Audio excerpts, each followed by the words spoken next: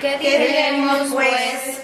La ley es pecado, en ninguna manera. Pero yo no conocí el pecado sino por la ley, porque tampoco conociera la codicia si la ley no dijera, no codiciarás.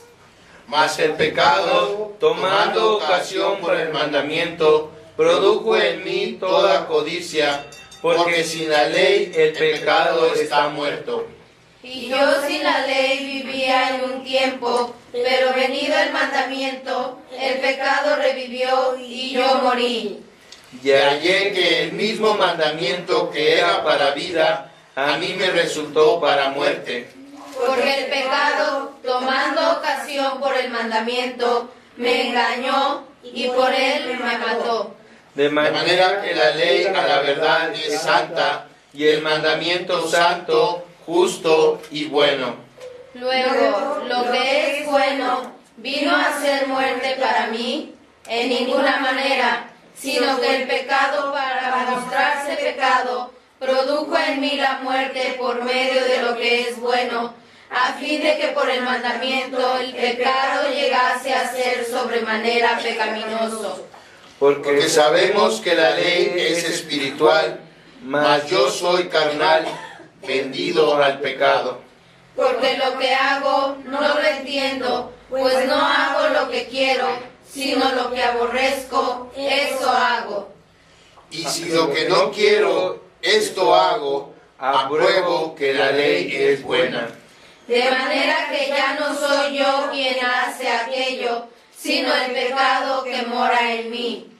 Y yo sé que en mí, esto es, en mi carne, no mora el bien, porque el querer el bien está en mí, pero no el hacerlo. Porque no hago el bien que quiero, sino el mal que no quiero, eso hago. Y si hago lo que no quiero, ya no lo hago yo, sino el pecado que mora en mí. Así que, queriendo yo hacer el bien, hago esta ley, que el mal está en mí. Porque según el hombre interior, me deleito en la ley de Dios. Pero veo otra ley en mis miembros, que se revela contra la ley de mi mente, y que me lleva cautivo a la ley del pecado que está en mis miembros. Miserable de mí, ¿quién me librará de este cuerpo de muerte? Gracias doy a Dios por Jesucristo, Señor nuestro.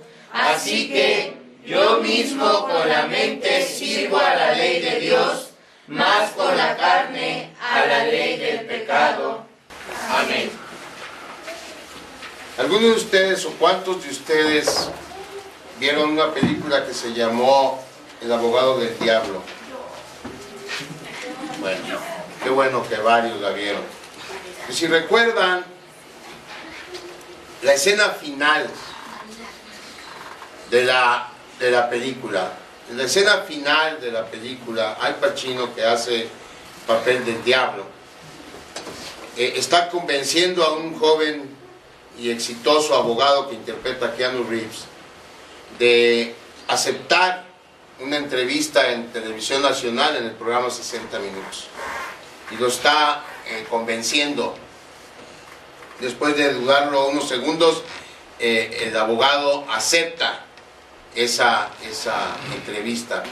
Previo hay toda una historia de seducción, de posesión, de que Keanu Reeves se interna en ese mundo dominado por el diablo, disfrazado de una corporación muy poderosa de abogados.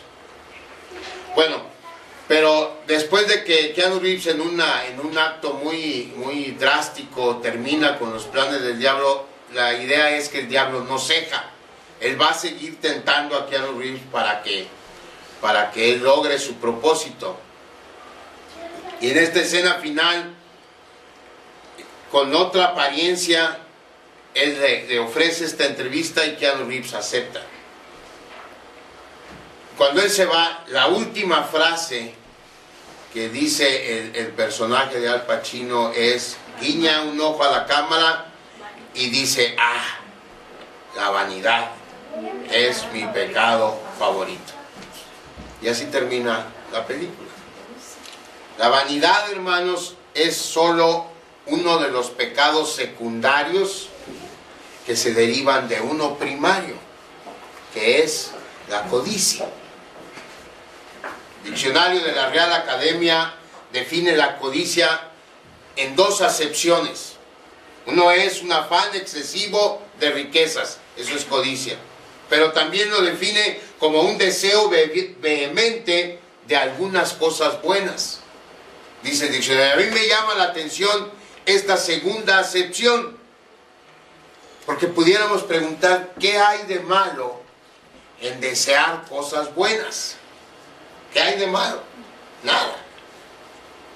¿Qué hay de malo, por ejemplo, en desear tener conocimiento? Es bueno tener conocimiento, y qué mejor que tener el más grande conocimiento de todos. No hay nada de malo.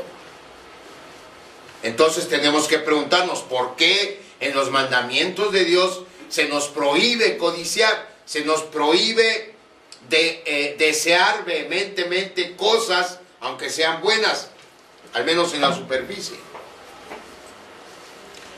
Lo prohíbe por lo que estamos dispuestos a hacer por obtener esas cosas buenas. El diablo usó ese deseo de Eva de adquirir conocimiento, un conocimiento que le hiciera igual a Dios, y usó ese conocimiento para hacerla caer a ella y luego a Adán. Desobedecieron a Dios, que les había prohibido comer del árbol, del fruto del conocimiento del bien y del mal. El diablo hace una tentación irresistible de adquirir ese conocimiento, y la Biblia dice, y la mujer vio que la fruta era buena, y la codició, y entonces todo lo malo comenzó. Si nos ponemos a pensar, entonces está muy apegado a la realidad esa escena del final de la película. Realmente la codicia y todo lo que ella deriva debe ser el pecado favorito de nuestro enemigo. Al concluir hoy con el estudio sobre los 10 mandamientos, por fin lo vamos a concluir. Empezamos el 4 de agosto, estaba revisando mis notas y fue el 4 de agosto cuando tuvimos el primer mensaje sobre los 10 mandamientos. Hoy, por la gracia de Dios, llegamos al final de este estudio sobre los 10 valores hacia la felicidad. Estos temas que hemos venido intercalando con otros de acuerdo a las circunstancias de nuestra iglesia, hoy lo terminamos, y quisiera que con su ayuda meditáramos en cómo la codicia nos afecta en 3 aspectos o en 3 formas. La codicia nos afecta hacia arriba en nuestra relación con Dios, nos afecta hacia afuera en nuestra relación con nuestro prójimo, y lo más importante, nos afecta hacia adentro, hacia nuestro corazón. Vamos a orar antes de seguir.